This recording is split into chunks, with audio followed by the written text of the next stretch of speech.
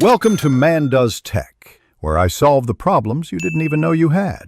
Start by obtaining the Empire Earth installer from your CD or ISO image and mount it in Windows 11. Create a dedicated folder like C/games/Empire Earth and install there to avoid UAC issues. If using a CD, right-click the drive and open Setup as administrator. Make sure your Windows 11 system is 64-bit and you have at least 4 GB free disk space for game files. After installation, do not launch yet. Close the installer and prepare for compatibility adjustments and Windows features, enabling in the next step.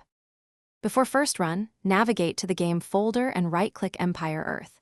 EXE to open properties. In compatibility, select Windows XP Service Pack 3 and check Run this program as an administrator to avoid permission blocks.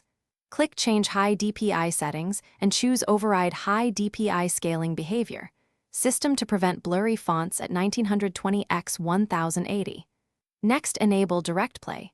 Open Control Panel. Turn Windows features on or off, expand legacy components, and check Direct Play.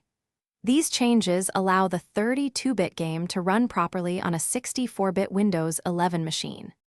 Launch Empire Earth and test single player, then apply an official or community patch to fix modern OS bugs, always backing up original files first. Create a desktop shortcut and add launch parameters like W1920H1080 for a 1920x1080 window, or remove them for full screen. If you plan to play multiplayer, prefer LAN or community servers. For hosting over the internet, forward UDP port 47624 on your router and set a static local IP. If you encounter crashes, try windowed mode, lower resolution, or reinstall DirectX redistributables. Thanks for watching. If you found this helpful, don't forget to like and subscribe.